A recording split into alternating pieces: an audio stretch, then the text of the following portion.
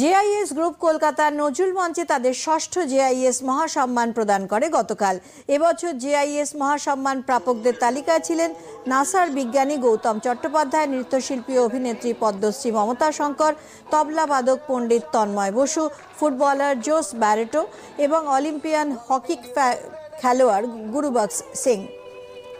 আমার বাবা এটা শুরু করেছিলেন, ওনার স্বপ্ন ছিল কি আগে এডুকেশন, তো তারপরে এডুকেশন সঙ্গে সঙ্গে ওদেরকে স্পোর্টস, কালচার, রিসার্চ, বুক পাবলিশ সবার মধ্যে ইনভলভ করার চেষ্টা করে। আমরা ওনার স্বপ্নটা, ওনার সিস্টেমটাকে মেনটেন করে আগে বাড়াচ্ছি। খুব ভালো লাগছে এই সম্মান পেয়ে, কেননা ভালো লাগার একটা কারণ হচ্ছে যে এই যে সম্মানটা আমি পেলাম জেআইএস গ্রুপ থেকে, সেটা দেওয়া হচ্ছে এডুকেশন অ্যান্ড সায়েন্সের জন্য।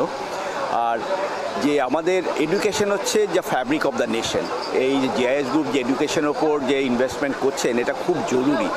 আর আমরা বলি কি যে দেখুন, আমাদের দেশে ট্যালেন্টের অভাব নেই, কিন্তু এই একটা সুযোগ পাওয়ার একটা ব্যাপারটা রয়েছে, আর এই সুযোগ করিয়ে দিচ্ছে এই গ্রুপটা। এই জন্যই আমার খুব ভালো লাগছে এখানে এসে।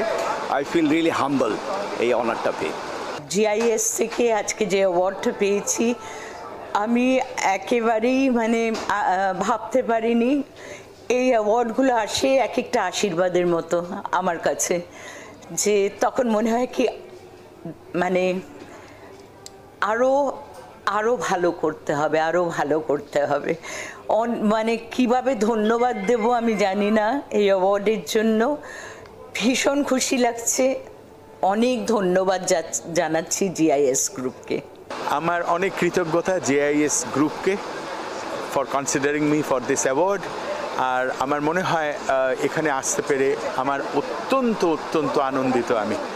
Congratulations to all other awardees. আমার অনেক নমস্কার নেবেন।